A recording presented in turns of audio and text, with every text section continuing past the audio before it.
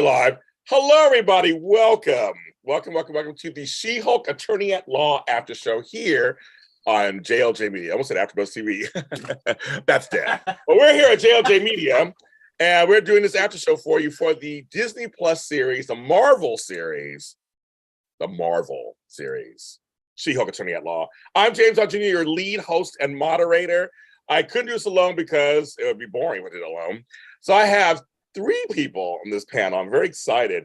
Two you know from other stuff that I do, and one new person. So I'll introduce the new person first, just because he is new. He's on several of my hit audio dramas on JLJ Media, but also has a new song out that came out a couple days ago called Nature Is Me. It's out now. You can get it anywhere you get your music. Anywhere. Awesome. It's Anthony Tupazzi. Hi, Anthony. Yeah. I'm honored to be here. This is so exciting. Yeah. Oh, I was waiting for it all day. I was like, we're doing this. I watched it twice because I wanted to be extra prepared. Like I really zoned in, you know? So, yeah. Well, I'm glad you watched it twice, so you're super prepared.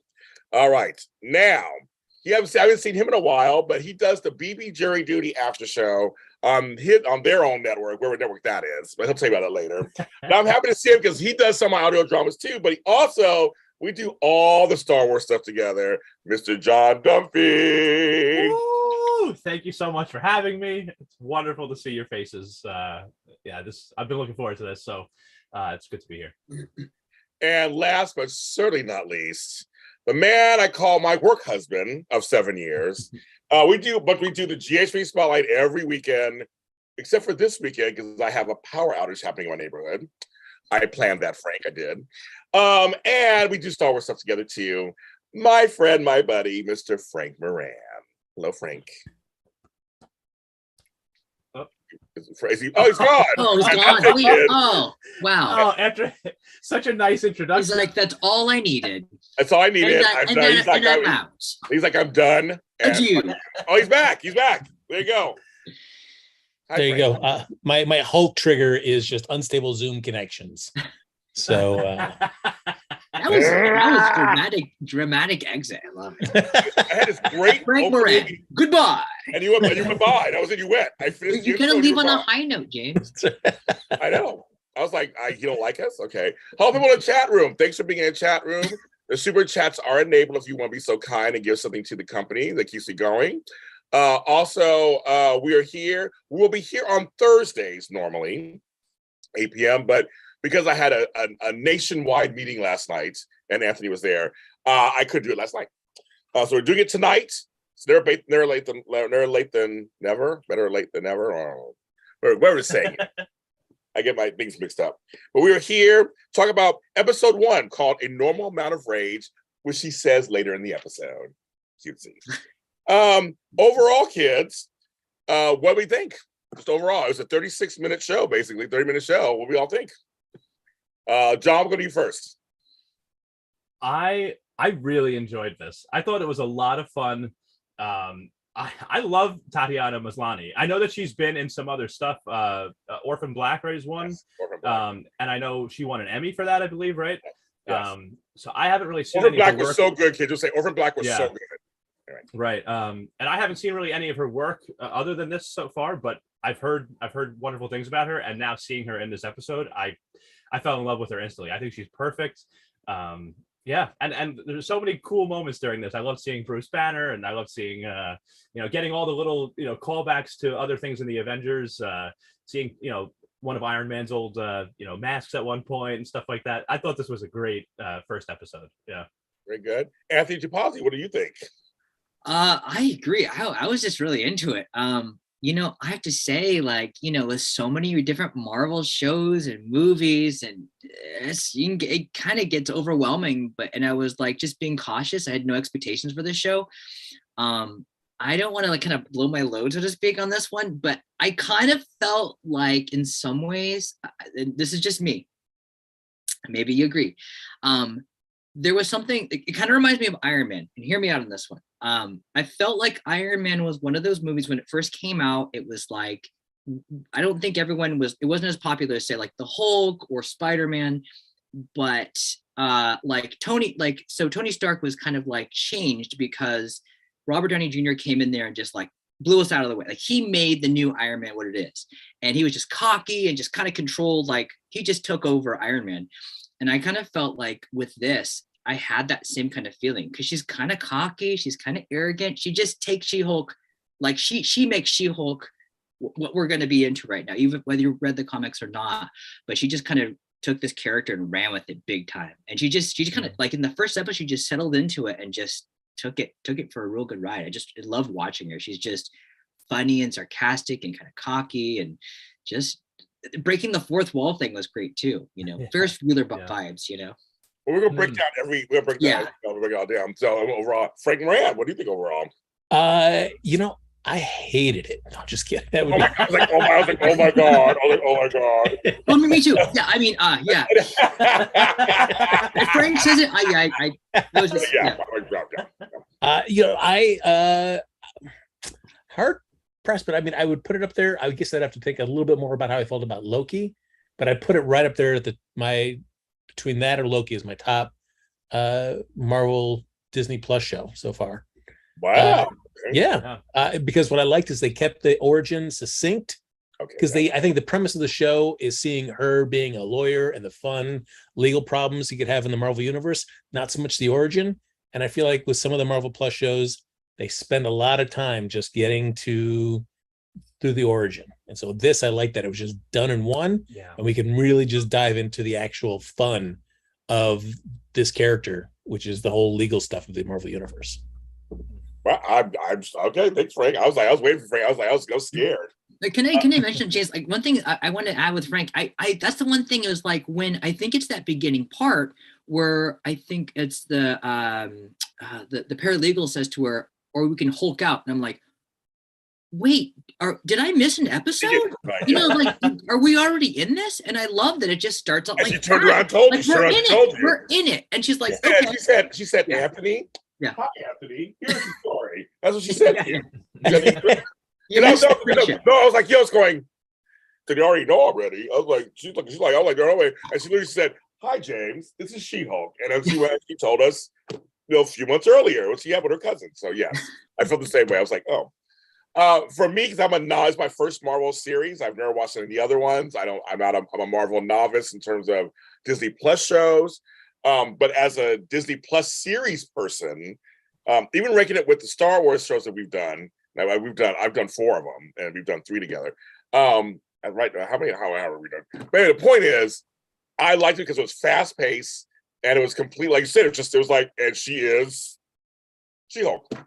Here's the reason. This is what happened. Here we go. I was like, oh, okay. I'm like, let's get back to the courtroom. I was like, that was good, and I like the mix of comedy and drama.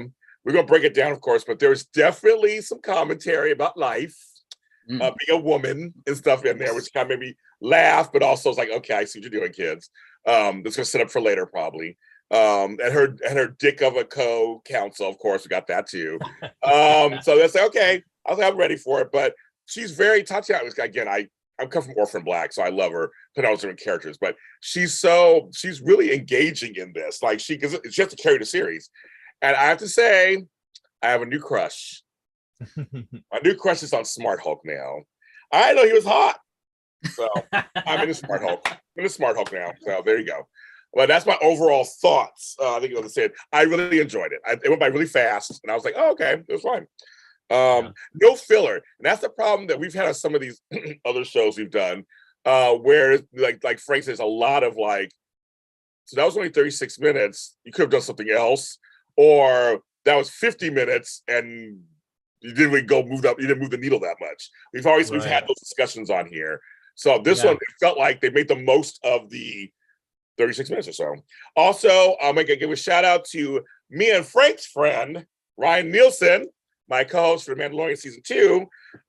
He is also in the series. He was like an associate producer.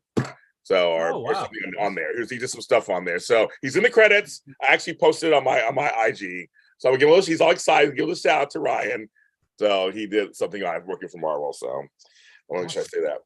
Okay, let's get into it. So, well, basically, I found out before the show. It was like, oh, she's talking to the audience, which could be a horrible thing or a good thing, right? Because I know Sex and City did it at first, they stopped it. Girlfriends did it first, they stopped. Like, sometimes it works, and sometimes it's like overkill.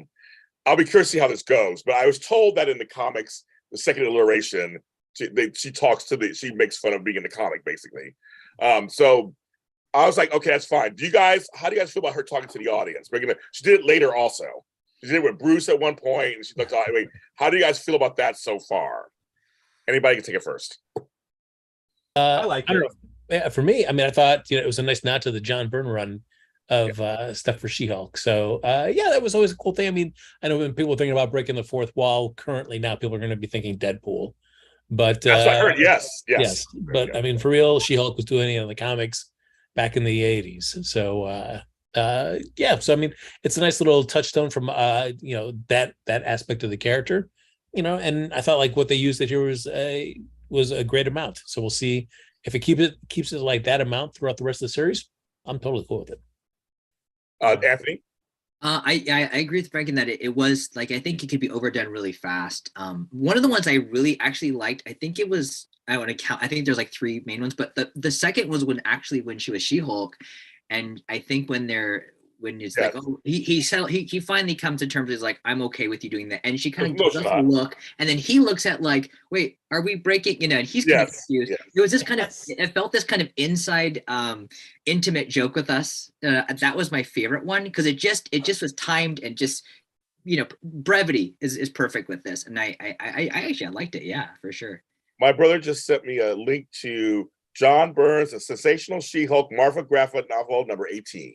Oh yes, that's a great one. It's a good one. Okay. Yeah. I trust Frank, my brother. I trust you both. Yeah, so that's what you just sent me that. So I gotta look at that later. John, what do you think about that part?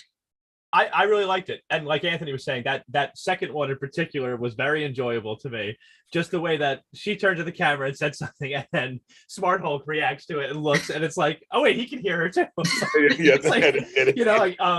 And I agree that like I thought it was like just the right amount. It wasn't too much, but they, it was enough that it was like funny, and it was just I loved it. I really did. It was good. Now I don't know if this is true or not because my brothers kind of tell me this whole story, and I feel like I remember this as a kid. I keep saying a kid. I was a teenager, or whatever, young teenager. But that She-Hulk came out was born out of obviously the Hulk TV show, correct? Because I grew up with the Hulk TV show. I grew up with Lou Ferrigno and everything. Yeah, Bill Bixby. Bill Bixby, of course. I remember I grew up with that. You won't like me when I'm angry. You know that. You won't like me when I'm angry. Yes, exactly. Because of the $6 Million Man, they begat the Bionic Woman. I heard that was all part of. I don't know if that was. I guess that's true, you guys. I don't know if anybody knows the story. Yeah, I mean, it was kind of the same era where they also did Spider-Woman as well. Yes. Miss Marvel for Captain Marvel, where they just kind of, in terms of like taking care of themselves and like potential other copyrights for characters, Marvel's like, no, nobody else is going to do a Spider-Woman or a She-Hulk or whatever kind of version of Hulk. We're going to lock those down ourselves, and so that's and which they did. Yeah. Okay. So that's what I thought. So I was like, they're trying to be equal opportunity, I guess. So we get a backstory. So we go straight to the backstory, and we see them driving, and this spaceship comes out of nowhere. So I have a question for anybody. So Bruce Banner's arm was in a sling. Does that mean anything to anybody? I don't know. Is that an Easter egg or just that's nothing?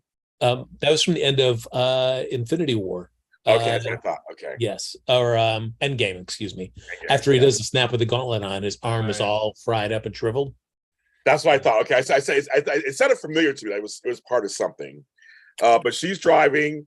They're talking about Steve Rogers and Captain America. So what is that about? Is that something for this series, or is that something she's into? Well, who isn't into Captain America's sexuality, right? Yes.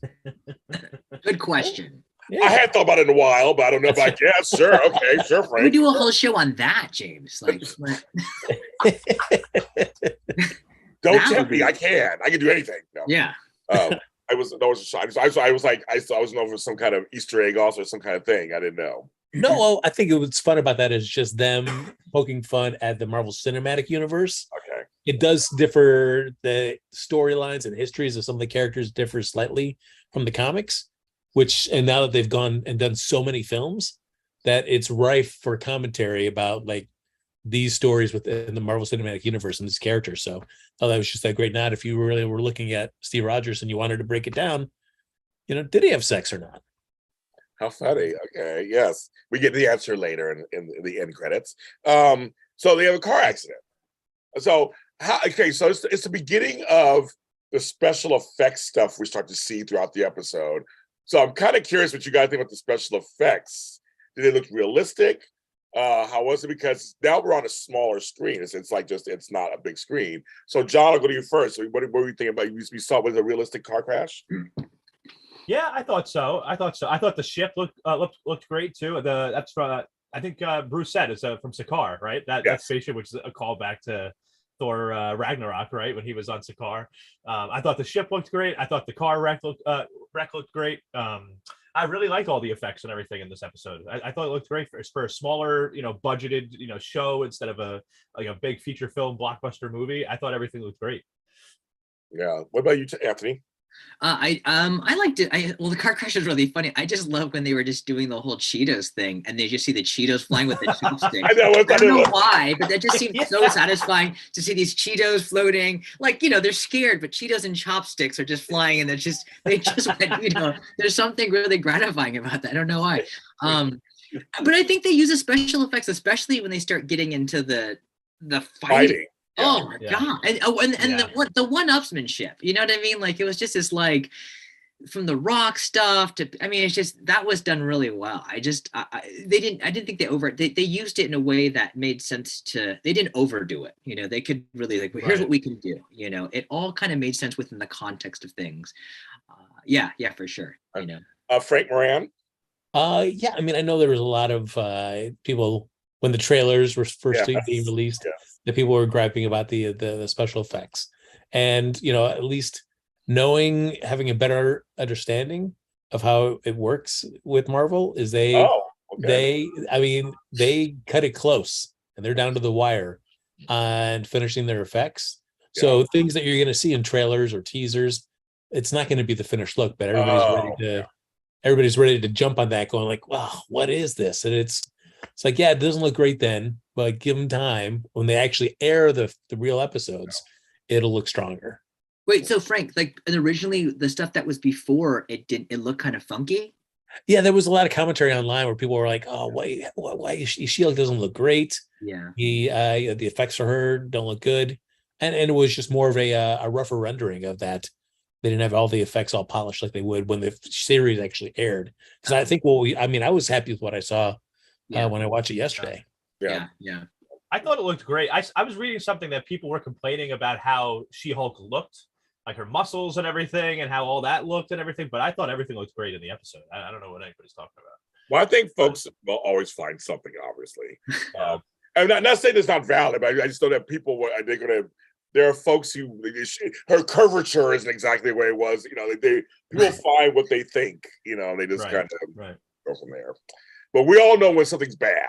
Like when it's bad, we all know it's bad. So there was no outright like, oh my gosh, it just was off. That thing looked really funky. Like I was watching Harry Potter there. Why does the hair gosh, that's go from curly to straight? And long, really long. And long. It's very boofy. A lot more volume. She-Hulk has this great volume in her. She hair, does. Yeah, it's great job. Right. Brazilian blowout happens when you turn She-Hulk. You know what I mean? Just. And she actually had better breasts too. All of a sudden, like suddenly she was like busty up there. I was like, okay, go on, girl. You're working it out. Oh my God, Frank Frozen. There was some really cool stuff. And here's like a specific thing I actually liked comparing the bodies at the very end when I think it's just the shot like after she goes into that big battle. She's just walking and her legs go turn back. Yeah. Yes. The green goes back to these pasty kind of limpy legs, It was great. It was just like tough, taut calves, and then it was like pasty, It was just great. Pasty, you just like she back at those heels. I actually love that part where she's like shoes. I like that. Oh yeah. That was cute. But you're right, because I love the special effects of that, where it was kind of she's going back into herself, but you only see the bottom, you only see the legs. And she's walking towards the shoes. I did love that. They're all saying, "Welcome back, Frank." Oh, thanks everybody. This internet connection is killing me tonight. It's so weird because you haven't had an internet problem in a long time. Yeah. This should happen during Boba Fett, but it didn't happen during that. I mean, you're on the whole time. Like, this is a show you want to talk about. It happens now, of course. But anyway, I digress. So we immediately she becomes Hulk like right away. At first I was a little confused at first. So his blood gets into her blood, so I get that part. So that's fine. But then she hulks out and then like runs off. Then goes to black. Then she wakes up somewhere. She walks over to this bar diner thing. And that's kind of funny. The ladies are trying to help her and they dress her and it's kind of funny. But then the guys try to hit on her. She hulks out again, goes to black. And I was like, what is going on here? I was like, no, but it was really fast. It was just like bam, bam, bam, bam, bam, bam. And then she wakes up the lab. So I want to talk about that chunk where she becomes Hulk before she wakes up with Smart Hulk. What do you guys think about those? There's some laugh out to me, and it's almost just like, oh, that's fast. The bathroom scene was great. Like, she comes in like, oh, girl, and they just have her whole story all locked up. No, whatever who he or she is, this is not right for you. Yeah. One part that was really interesting, and it's not like a funny part, but it was kind of like the part where she gets hit on like by the guys. It was uncomfortable. I kind of felt like we're getting this point of view from a woman with three kind of, and they're not too weird. I mean, they're not like, but it's just, you feel it. That scene just feels tight, and it feels like, ugh, you're like, you feel kind of afraid for her. You're hoping that she turns pretty fast here. I did. I was like, it was cringy because they were just not being outright bad, but it was just they were bearing in on her, and I just felt it was very uncomforting. I don't know, in a good way. Yeah, that was the point. I think that was the point. Yeah. Regular guys at a bar. Who've probably been drinking, of course, and that's what happens to women all the time, I'm sure. John, they did good with the little build up in that scene where she's standing outside the bar and you can see the three guys come out and you kind of know what's coming, but they haven't started yet. And then one of them says something, and then she starts to walk away, and they get more and more aggressive. Like, I thought they did that well. I loved how they made it so like the first couple of times she turns into the Hulk, like it's so intense that all we're really seeing is her changing, and then it's like a blackout, and like you're seeing her really kind of like for the first time experience this, and I thought it was done really well. I mean, I would have loved to see her kind of kick the crap out of those guys a little bit, but I understand why we just went black. But so far, like all of this stuff with everything with the episode, and then even with this moment where she's turning into She-Hulk for the first couple of times, I've loved the pacing of it, and I love how they've kind of like how they've kind of worked this out so far. But yeah, Frank Moran. What I liked about it was just, it's one thing in the comics where you see like, oh, they're in a car accident and Bruce Banner's got to give her a blood transfusion. It's all, it's in her apartment and giving her a blood transfusion. It's very kind of quiet and sedate. But one thing to really see it kind of brought to life in live action, where you really just see how dangerous it is to be around Bruce Banner, even as a normal human, when he's bleeding and you have open wounds as well. So I thought that was interesting to just see how quickly that gamma radiated blood could affect somebody. Yeah, and then then she wakes up in the home of his lab in Mexico. Tony Stark built it. Get a little shout out to Iron Man. There you go. He built it, and we see Smart Hulk, cute little hairdo, muscles. My new man. I'm in love, and you notice, you can see that there's a quick banter right away. It's like, again, the pacing's really fast. It's like she comes downstairs, I see a lab. He's talking about his binder, which is kind of funny. He has a binder. Their quips are back and forth. When he explains it, it's really simple. It's like, we have similar DNA. They can handle gamma stuff. I like the fact it's just like, this is what's going on. This is what happened. It wasn't convoluted or kind of. She was like, oh, okay, taking it in. And when he says your blood, your stuff cured my arm, and her whole joke about, it means I'm better than you are, right? Well, no, it's different. It means I'm over you. Like, that part was a funny cousin kind of thing, back and forth, in the middle of all this kind of.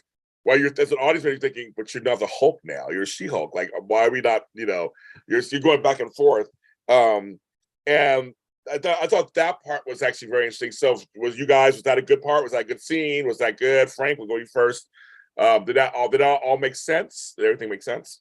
Yeah, no, for me, I'm always all about like wanting to dive into the minutia of stuff like that.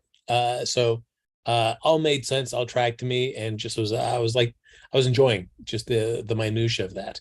But also just little other touches too, where one thing I always kind of lamented that there was never a Iron Man Hulk movie, just because I thought like I always enjoyed that pairing through the films.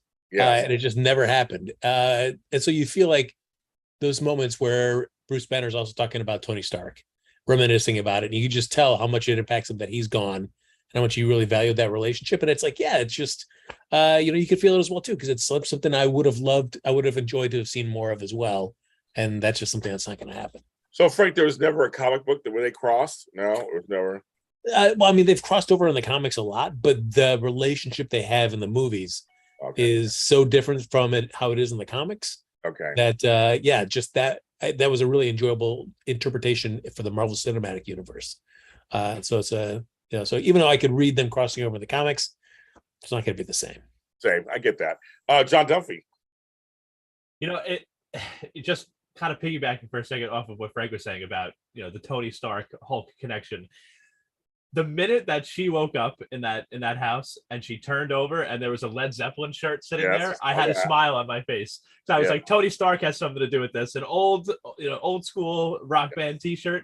Tony Stark has something to do with this. And so I really enjoyed this. I really enjoyed this whole thing where she's walking through the house and kind of looking around and sees the Iron Man helmet, wanders down into the lab, sees Smart Hulk.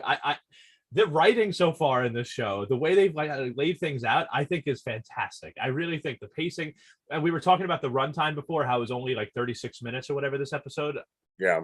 I thought it was perfect. I feel like other shows we've watched, the episodes are that short and it's like, it felt we somehow got fluff in a 36-minute episode or something like that. Whereas this was like, I wanted more because I just was enjoying it so much.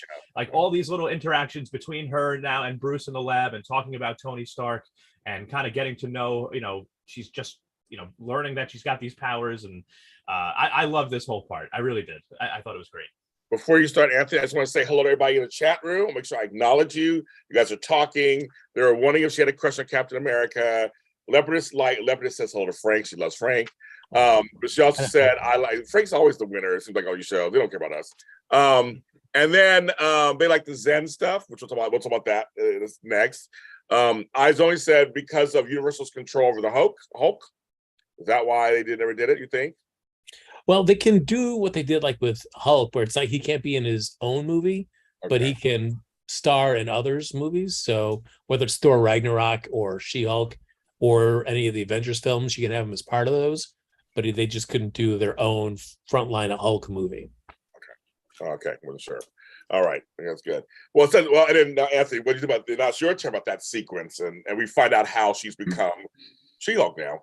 Well, I mean, there was a lot of interesting stuff in that scene that just kind of like there was a lot of subtlety stuff that I really liked. I think something Frank said, it was the idea of like missing Tony, but it wasn't like thrown in our faces. I think he starts off by saying something like, yeah, I mean, Tony, we're going to build this, this whole lab and everything. And it was like going to be like he was going to pick it up later, but things kind of, and we get it. I mean, it just says we're smart. We've watched the movies. We know the lore. And it was really sad because if something was, you miss somebody, you probably would say it that way. You wouldn't go, and then, it's past. Also, the first time he's actually been called, and I fact checked this with Frank, but he refers to himself as Smart Hulk because he's the big guy. He's a bunch of other things, but he's Smart Hulk now. And that gives us kind of a different kind of perspective now, because now he's somewhere in the middle. Right. And now we get, it's kind of just an interesting subtle thing there, their back and forth is just like a cousin or a sister, it's very realistic. It's like, screw you. Yeah. Whatever. You're just always kind of countering him all the time. And that makes it so fun, because Bruce is such a kind of relatable guy in a way, I guess, but she's just like, boom. But she's all smug Hulk. Yeah, Smart Hulk. Right. So smart. I love that part. You're right. The writing's very tight. Writing is very tight. Yeah. But they deliver the lines with good timing too. I mean, the writing's good, but they just, actors can have good lines, but you have to execute it well. And they just it didn't feel like they were reading lines. They were just bam, bam, bam, bam, bam. Just nailing each other. They have great chemistry. Learn from that. I'm sorry. Go ahead, John. No, they have great chemistry. I love the dynamic between them, and I love that moment where he was talking about Smart Hulk, and she's like, "Oh, well, who's smug now?" or whatever, and he was like, "I'm not the one that came up with it." I loved that. Yeah. But I think what's also great about that too is that you just think that they're wearing motion capture suits while they're doing that. Oh, wow. Yes. And so to be able to just get that performance through is just great. That is true. You're right. I forgot about that part. Yeah, that's really, it's really very realistic, kind of. Yes, it did. But then they go through this whole thing where they have some drinks. He has a bar, Bruce's bar, cute, everything. But there's a whole conversation that comes up. So I wrote this down for sure because I want to make sure I caught everything. Where she's like, "Well, I don't want to be a superhero. I don't want this. I don't want to be. Oh, oops, I'm pressing something. I should be pressing. Stop. I don't want to be this. I want to go back to my lawyer life. I want to go back to my stuff." He's like, no, this is your new life now. And she's like, I want to help people the way I help people. And it's this whole kind of almost like I'm trying to hold on to my life. He's trying to protect you. He has this big binder about his journey. And he mentions so much about him being two personalities, trying to integrate them together and how hard that is. So he's really trying to be there for her. I actually like that. That was the underlying tone of the whole scenes where I know I've been there, done that. I'm trying to now mentor you in. And she was kind of like, nah, that's okay. I want to go back to what I was just because he said, I can't switch you back. That I guess what he had was some prototype that was not really anything worked. And he mentions about how she can, you should be able to, because you have to control your anger. And she's like, I'm a woman, that whole speech there to happen. I'm a woman. I know we do it every day, but she said there's a whole, obviously that was for commentary for on life. And so I kind of like that. But there's a back and forth of this kind of like, this is your new world, girl. And she's like, no, I don't want to do this. But then when she changes, she's still herself. And that was something he was like, wait a minute. And I was shocked as a viewer. I'm thinking it'll be the same line, because I didn't read any of the comics or anything. I thought it'd be the same line as the Hulk TV show, where she has to get angry and becomes a whole separate person. But no, apparently she's herself. And he's like, what? This is new territory. And I did like that. So guys, no, at that point, it's because it's all before the fight. So, and then she also calls him out on his life when she tries to leave. And she starts listing, you have no friends, you have no family. And so it's like, that's kind of a realistic thing to say, kind of also. So that whole sequence of him discovering she's actually the same person both ways, her fighting him on this whole new life, that she doesn't want to be like him. Gentlemen, start your engines. I love the whole sequence, but it's like, you guys, what do you guys think? Well, this time we'll start with John this time. John, what do you think about all that?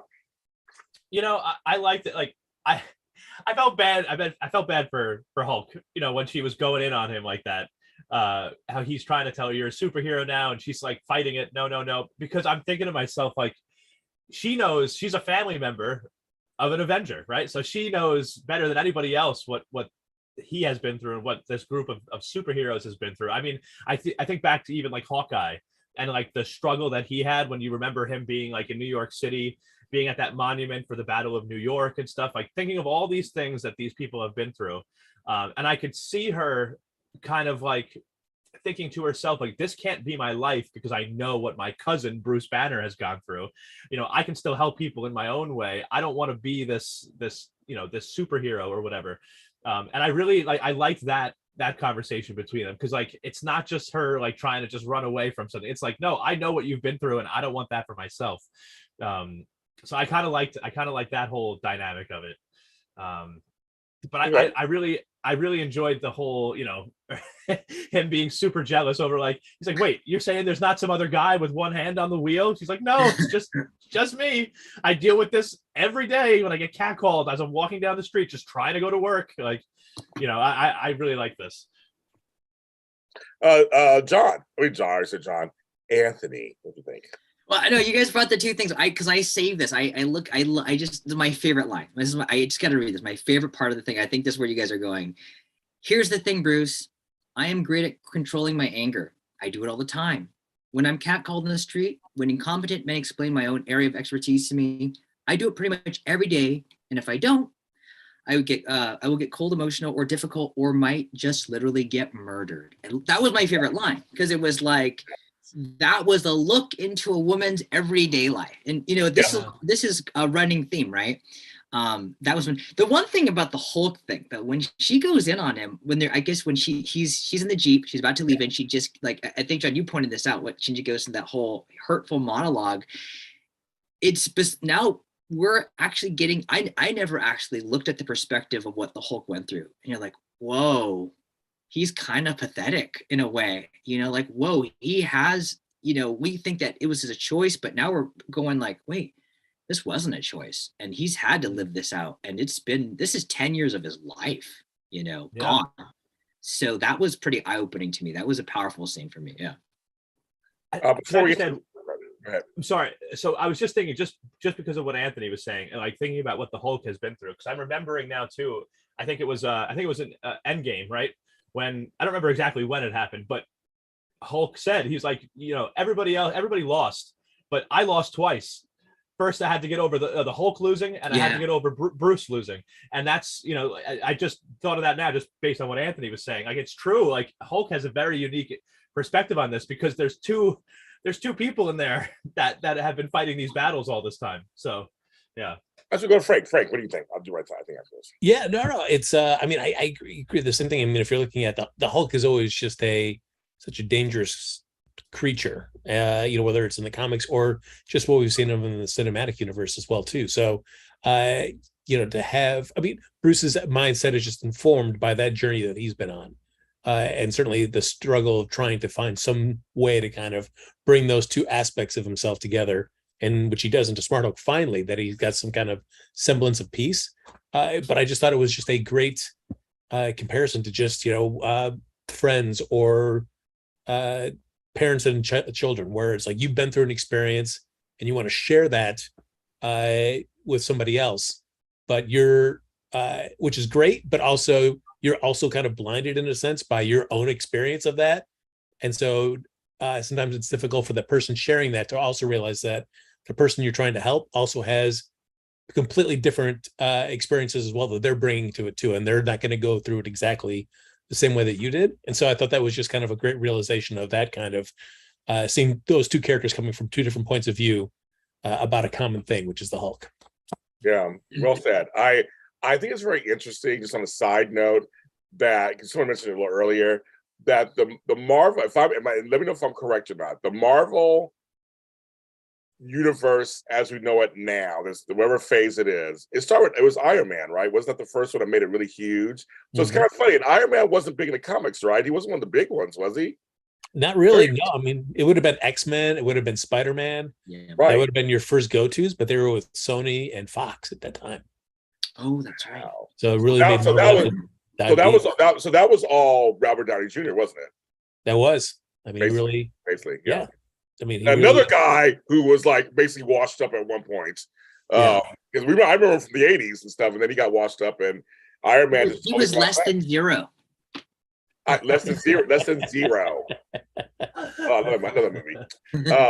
But he was washed up too on some level. It's like I love when comebacks work. Right? I love it. I'm so glad I love when comebacks work. But I was about the other day going, so Iron Man 2, right? That was the big one, or was the first Iron Man? I can't remember which one. First one was huge. Huge, okay. Especially with the ending, where I think the big thing was the ending where he revealed that he was Iron Man.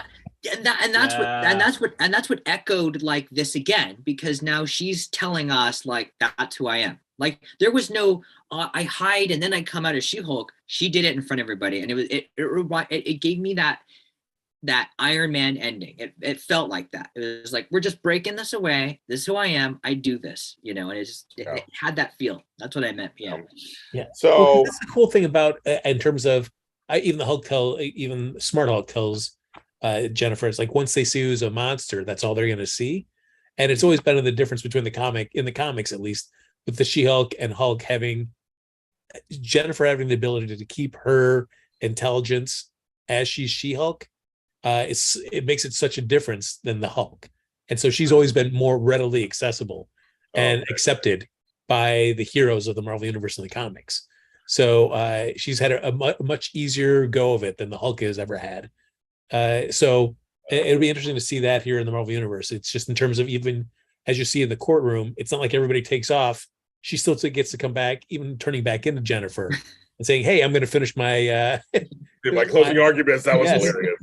And everybody's like, "All right, we'll stick around and we'll listen to it." Where if it was the Hulk, they would have left and you wouldn't have seen him come back. In the chat room, they're asking, who taught her how to fight? The streets. That's what Frank. I was going to say that. I was like, well, she's a girl. Girls can fight. I'm like, maybe she just knew how to fight. Or she's taking self-defense classes growing up. You know? I'm thinking she was just trying things out because she found she was Hulk. Some of the stuff she was testing, I think, part of it. She watched that Facts of Life episodes tape back the night, James. She did. I also felt like Facts of Life. You just said Facts of Life. Wow. Sorry, John, put your keys in your fist. Oh my God. I watched that. I remember watching that episode live. Yes. Okay. John, please. Yes. We only saw her fight, like actually fight as She-Hulk, right? Like, yes. Right. Yeah. So like, I feel like if you're a Hulk, you just got to hit stuff really hard. Like, you know what I mean? Like, there's not really that much training. Like, here's Hulk in his first, karate lesson. It's like, I feel like it's like, no, you're a Hulk. You're super strong. Just beat the crap out of someone. They're laughing at chat room. We want that training montage when I'm running up a hill. Oh my God, that's so funny. I want 80s training montage. There's never enough of those. I mean, Rocky had 2 of them in the last movie. So it's like, do it. Oh, Rocky. Yeah. Okay. Well, John, one thing that's interesting, to kind of go on something, she doesn't know that there's a few things she doesn't know, and the clapping thing comes in. Yes. Because he does that, and then she goes, "Wait, what?" Right? And then she doesn't know how to fight totally, but she's picking up some things, and that was one of those points where she's, so that was kind of fun to watch her kind of evolve that, Yeah. Yes. So now basically we're at the fight. They're fighting. So they're fighting, go back and forth. They ruined his bard first, of course. That's what we talked about a little earlier. They make up, of course, and he's now come to the conclusion: go back to your life. I'm here if you need me, kind of thing. Did you like that resolution? Because I think he's not in every episode. I don't think he's in every episode. He's probably I don't know how many he is in, but yeah. I mean, what I liked about it is I don't know if I would have wanted her to stay there longer. Like, I'd rather, like I had said at the top, I'd rather see her back in her life and what happens next. Yeah, I agree. Yeah. You guys, what do you guys think? It was a nice length, kind of good. If he's not on every episode, it's fine. Or do you want him on every episode? Well, I don't need him on every episode. I'm sorry, Anthony. You go. No, go for it. I don't need him on every episode. I think we'll see him again. I mean, before she left, he had that one line being like, "Hey, just so you know, door's always open." Right, it doesn't close, which makes me feel like we're gonna see him again. But I thought, like everything else, I honestly just thought this was like a perfect length. Like it was. We saw some training, we saw them fighting as cousins, and I know family members. We saw them making up. We saw a lot in a very short amount of time. It didn't feel like it was rushed or that it was too much or anything like that. And it just leaves it open that we could see him. We could see him a whole bunch more. So I thought it was perfect. Yeah. It's good. I'm fine. If he comes on every once in a while, it's fine. I mean, I can't remember things. I think it's 9 episodes, 6. I can't remember how many episodes it is. So that's fine. When he comes back, let her have some time. Like Frank said, let her have some time doing her due, and then maybe later she's talked to him for something, or she needs him for something, and that'll be fine. People in the chat room don't know every episode. They're fine with him coming on every once in a while. Okay, that sounds good. Okay, so now we're back in present day, and the family knows, and homegirl knows, her sister paralegal knows. People in the chat room says, yes, we need to get to know her. That's legitimate. I've heard your thing. So we know that her paralegal's on her side.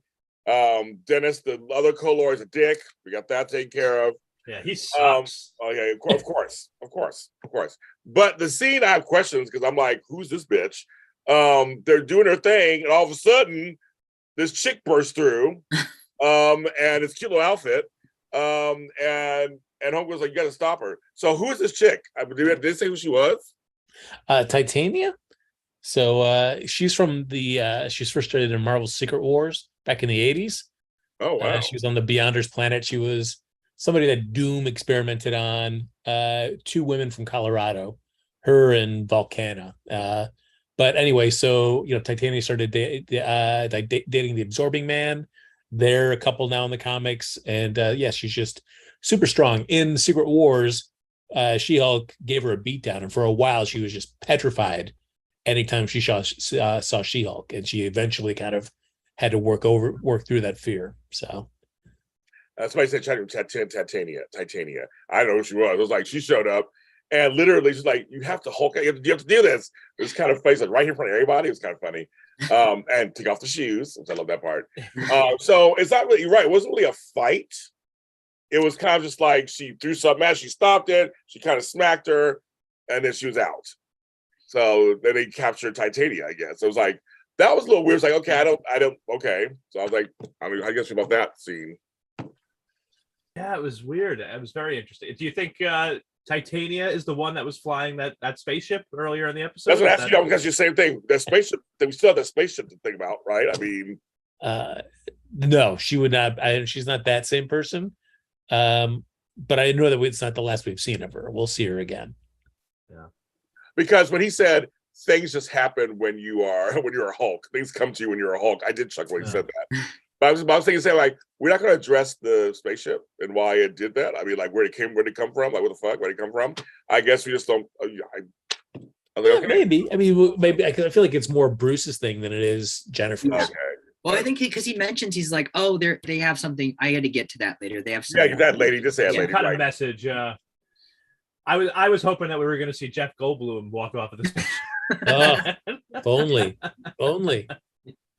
There's always time for Jeff Goldblum. Trust. There's always time for Jeff Goldblum. But I feel like that is one thing, because I know that one of the big things in this episode was just the Hulk's perspective that if you have powers, you have to be a superhero, because who else is going to protect everybody? Mm-hmm. And Jennifer's just all like, no, you don't need to be. You can do other stuff with you.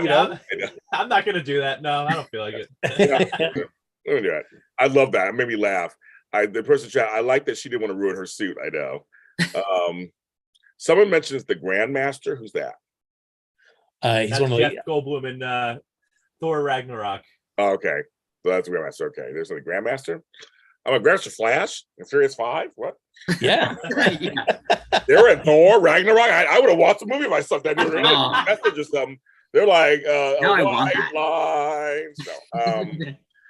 So anyway, I was like Grandmaster. So I just like Grandmaster right now. That lost my train of thought. Oh, anyway, so that, and then it goes back to, she saves them, of course. It goes back to her thing, like, I'm here to get my arguments. That's cute. Later in the credits, if you didn't stick around, she's pretending to be drunk to find out if Steve Rogers was a virgin. Turns out he was never a virgin. He had sex in the 40s, I guess. He's saying, like, Steve, it goes, Captain America, and then it goes out. I thought that was cute. That was cute.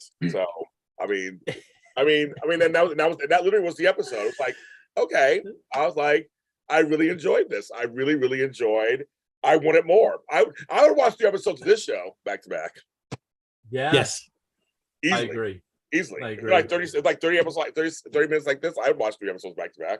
It was tight. It was very tight. It got to it. There was clean. There wasn't like a little extra waffling. It was just like boom, boom, boom. It was like one thing I really liked about this. It reminded me of like a tight improv sketch, because it was like they always kind of kept you off balance. The ship was like, whoa, we didn't see that one coming. We didn't see like the courtroom thing happening. They're always kind of guiding this way, and then boom, and then something came in right away. It was like always something like, oh my gosh, I didn't know this was going to happen. So it was always like taking us for a ride the whole time. Yeah. I mean, I feel like the show's done. I mean, the Marvel Cinematic Universe has done such a great job of just setting up what it is, and now it's gotten to the point now where we can have a show like She-Hulk that can kind of go and have fun with the, just what is it like being somebody arrested as a superhero or supervillain, have some sort of legal problem, and how does they navigate the legal system as opposed to just a regular person. I think there's a lot of great stuff to be done with that. I have a question on this because it's in the Marvel universe now and as a court thing. Matt Murdock, Daredevil, is there going to be any involvement there? I feel like I know he's going to be there as Daredevil. Well, whether he and in his original red and orange and red, yellow and red, excuse me, uniform. Yeah. But hopefully, you also want to see a courtroom scene between Yes. Matt Murdock and Jennifer Walters. So I'm hoping we get that too. Oh. Wow. That's John's comment. He's like, ooh. He's like, you get there. I'm like, that's all you have to say, John. Like, you're like, you know what I loved the in the courtroom, the taking off of the shoes but not worrying about the suit, and then just like pulling up her sleeve. Like don't ruin the shoes, but like, oh, I'm ready for my closing statement now. Like, your best friend is spandex. That's a woman thing, of course. The shoes. It's always the shoes. You don't mess up the shoes. I thought that this episode was like as perfect, as close to perfect as you could get for an episode 1 of a series. I agree with what Frank was saying earlier. I think that Loki is probably my favorite of the Marvel series that have come out. I really did like Falcon and the Winter Soldier also. WandaVision I liked, but didn't rank as high as those other ones for me. But this, I think, ranks right up there for me with Loki so far, like Frank was saying earlier too. Yeah. What was it about Loki you guys liked? Just a little side note, folks, because we're sitting here, but I'm just very curious. I mean, for me, it was just that it opens up a lot of the stuff that I'm always interested in about comics, where you get into the multiverse, various how time works, variants and all that stuff. I'm always intrigued by that stuff. So for me, that just hit a lot of the stuff that I enjoy about comics. Yeah. Okay. That's legitimate, Frank. I accept that answer. Oh, thank you. I was worried. That sounds great. That sounds fine, Frank. I guess I'll accept that answer. That's fine. No, that's funny. I would be curious to see in this show how the She-Hulk Jennifer balance works, because I know at least in the comics she's really embraced her She-Hulkness, and the Jennifer Walters of being She-Hulk, where she's very rarely in her human form. So I'll be curious in this how much they shift between the two versions of her. Yeah, because will she stay where she is always Jen, or she black out again? Will it become a split personality thing, I guess? Because I always thought the Hulk as being a split personality. So I guess I kind of like the difference of making it a little different, that she's not just a carbon copy of him. Yeah, I think I think the blacking out is done. Like, she kind of made a comment in this episode being like, the first time or the first couple of times it was so intense that I just kind of changed and lost control and then didn't really know what was going on. But then, like, as the episode kept going on, it seemed like she was gaining more and more control over it, as things went on. I think that'll just probably continue throughout the series now, I think. Okay, I can see that. Yeah, because I mean, in a comic, it's easy to draw her as She-Hulk all the time. Doesn't cost any more money. You're just drawing a person, whether it's green or in tall or short and white. But in a TV show or film, that's a lot of special effects. And so, what's your budget like? Can you keep her green the whole time, or do you need to be able to give yourself a break and have her just be human? Yeah, that's actually a good point, Frank. I never thought about that before, about the draw, illustration versus creation on a screen. He's thinking budget. He's thinking budget. Budget. He's producing. I was like, and I actually I'm being actually serious. I never thought of it before. Like, that actually makes sense. And a comic, you could draw all to death. You could just whatever, replicate it over and over again at a cheaper rate than trying to replicate it on screen over and over again. Very interessante. I have a question. Is if you weren't familiar with the whole Marvel universe, could you watch this show? Yes. And just enjoy it? Yes, because I'm not familiar with the whole Marvel universe. I mean, I know I've seen some of the movies in the universe. I've not seen all of them. I've seen none of the series. So my brother filled me on a couple things afterwards that kind of just clarified things for me. But no, as a person who's a total kind of novice to all this, I enjoyed it as a series. I enjoyed it. Yeah. Episode. I was just tuning in, going, "Oh, I gotta watch this." It just happens to be a superhero show, but there were a lot of human elements in it. That drama, element of drama. It had comedy, my kind of stuff, just period. So no, I think it's probably easier than tuning into a Star Wars show, possibly. Oh yeah. I think a Star Wars show you guys know a little bit. I think this seems. I don't know, gentlemen. I know you guys get. I don't know if you describe it. I feel like this is easier to follow. Yeah. This episode was very self-explanatory. I mean, it literally explained it. I mean, like, okay, I got it. Yeah, I agree with that. Yeah. Although I have wondered what episode do you guys think Mando's going to show up in this? He's going to have the whole. He's going to be in the whole episode, right? Okay, I say if they do episode 5 of this series, there's no She-Hulk, or she just nods. I'm gonna lose it. The nod, we're around the world at Boba Fett. I'm gonna lose it. Grogu shows up. I'm like, hey, what's going on here? Yes, that would be. Actually, that'd be epic. Actually, we did a crossover. So yes, Frank. No, for me, I am hoping that the TV shows become much like the comics themselves. Where I mean, certainly as a kid, what I liked was that the stories were kind of self-contained, but had enough allusions to the bigger outside world of the Marvel Universe that it gets you excited to want to go and learn more about it. So even if you haven't watched all the Disney Plus TV shows or seen all the Marvel movies, going in cold into this, that you can enjoy it in and of itself, but that there's enough being kind of teased and talked about the bigger Marvel Cinematic Universe that you would be intrigued to want to go see more. And I hope that's the case, because I mean that's like the way you can kind of grow the fan base is by just getting somebody to come in and see something where they don't feel like they have to know everything, but you get them excited about what they've seen, that they want to go out and discover more about it. But I do want to see WandaVision. I've been wanting to see that for a while, so I guess I should go see it. It's a good one. Well, it's going to be hard, James. You have to go all the way to your couch. I know, Frank.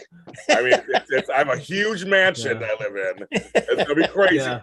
Strap on in, James. This is quite a venture. You know what I mean? And actually, it's WandaVision. How many episodes is that? Is that 10, like the standard? 43.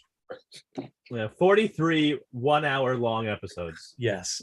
That's how I feel. That's how I feel. Andor is gonna be 43 1-hour long episodes. I'm gonna like 5 minutes of it. Someone says Groot. Is Groot gonna show up in this? Yeah. They just released a bunch of Groot little shorts. They did shorts. They did shorts. Like that'd be fun. He showed up. I was like, "Hey, it's Groot." I don't know. Well, who in this series from Marvel could pop up that would make sense? I mentioned like Matt. Great question. That's a great question. Yeah. Like who would show up that would like? Have we seen the Hulk? Who could show up now that would be like, oh, they could move it along, if any? Yeah. I don't know. For me, I'd be curious to see if they're just going to keep Titania as kind of her foil throughout the series, and then it's just a bunch of B and C lister and even D lister villains from the Marvel Universe that kind of pop up that are in legal trouble. You said B or C.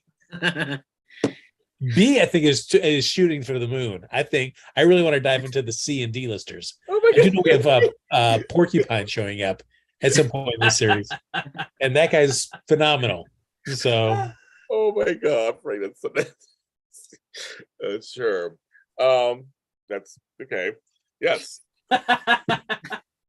So, John, do you have any comments? I mean, that's Frank's comments. What's the C and D listers? He wants Kathy Griffin to show up. So, what about you? She's a villain. Obviously, she's a villain. Shows up. Kathy Griffin, what are you doing here? I don't know. I don't know. I mean, someone goes, "I'd love to see She-Hulk defend Wanda." Ooh. Interesting. Yeah. Maybe at some point, but I just don't know if that's. I think this one is just going to be too light and fun to really tie into the bigger universe at this point. I mean, I feel like the nice thing about it is that you establish Jennifer Walters in the Marvel Universe, and then you can always just bring her into any other project when somebody needs a lawyer. And if they can't get Daredevil, they get her. Well, I was saying, but here's the thing. So that's a good question, Frank. So what other light? I guess Daredevil's light and airy, kind of light. Also, a little bit.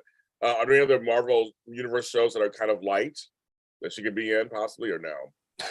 Daredevil the only one. this one right now, but I mean, I know they've got like Secret Invasion, Iron Wars coming up. I mean, Secret Invasion is going to be kind of crazy in its own thing. So I don't know if that's necessarily going to really, unless, she comes in for a hot cameo. Okay. I don't even know what those are, so I have no clue what those are. So I'm like, okay, sure. Sounds great. James, when you had mentioned Grandmaster Flash, I was like, now I want the African Bambaataa and Zulu Nation to pop up. Party people. Planet Rock. It's Planet Rock. Or Egyptian Lover, Egypt. I mean, yeah, that's just. Well, see, tomorrow I'm going to I'm going to a concert tomorrow at the Queenberry. It's all day long, and it's Berlin, Tiffany, Lisa, Soul to Soul, Lime, SOS Band. Then it's Trenier, Expose, Cynthia, Johnny O, Stevie B. Like it's all this 80s. And so me and my old friends and my old siblings are all over 50. We're all going to this thing. And we can't bring chairs. We can't bring nothing. So hopefully it lasts at least 20 minutes for this concert in the heat. So we're gonna see what happens. So I'm already thinking that I'm already back in 1980 right now, back in the 80s right now. So what is Berlin gonna sing other than "Take My Breath Away"? Yeah, the Metro, riding on the Metro, that song, and also "Sex." I'm a girl. They had like several hits. Frank, really? All right, I only knew "Take My Breath Away." That was it. So that was their biggest. Yeah. But their first hit was Metro. That was their first hit. The video was played all the time on MTV back in the day. That video. Speaking of old music, by the way, I don't know if you like this, but I love that the finishing song was Eve's "Who's That Girl." I hadn't heard that song in a long time, and it just fit. Who's that girl? So, yeah, I just love that. It was a great time to pull this out. I just love that. I agree. And what I love to do is I know they've done this on the Star Wars 2 where they show a lot of the artwork. Yes. During the credits. For this, I just the style of the art is probably one of my favorite closing credits of it was very cool. It was very cool. Hands down, I think it's my favorite Marvel closing credits. But it continued story though. Like that's the cool thing. It continued because we saw the Cheetos, we saw her in court, we saw her in the elevator in Squish. It kind of like expanded upon what we just saw, but just quick snippets. It was great. Yeah. I liked it. I liked it. That part was kind of cool. They go, yeah, it did fit. Yes, I liked it. I will have fun at the concert. Hopefully I won't be dead. I would try my best. That's our show, kids. We did our first episode, you guys. All right. Yes, we did our first episode. Again, we'll be back next Thursday at 8 p.m. because it comes on Thursdays. So I'll be out next Thursday. Frank, next Thursday. I'm looking forward to kicking Friday night off with you guys. There you go. I do. That's what I'm right. Friday. All right. Yeah. Myself on Friday. We'll be here on Thursday, 8 p.m. Standard Time here on JLJ Media. Thank you for watching, you guys. First, go ahead and John Duffy, where can they find you and what you do on the side? Yes. If you would like to find me for some strange reason, you can follow me at JDunn89 on Instagram, on Twitter. I also do another podcast with two of my wonderful friends, Kyle and Gina. We talk about all sorts of competitive reality TV shows like Big Brother, Survivor, The Challenge. And you can find us at BB Jury Duty on Instagram and on Twitter. We also have a new website, actually, www.bbjuryduty.com. Wow, I'll have to check it out. Go on, big time. We are Jury Duty, your favorite Big Brother podcast. Wow, well, you're my favorite, John. And Anthony Tupazzi, tell them what they can find you and what you're doing also. You do some stuff.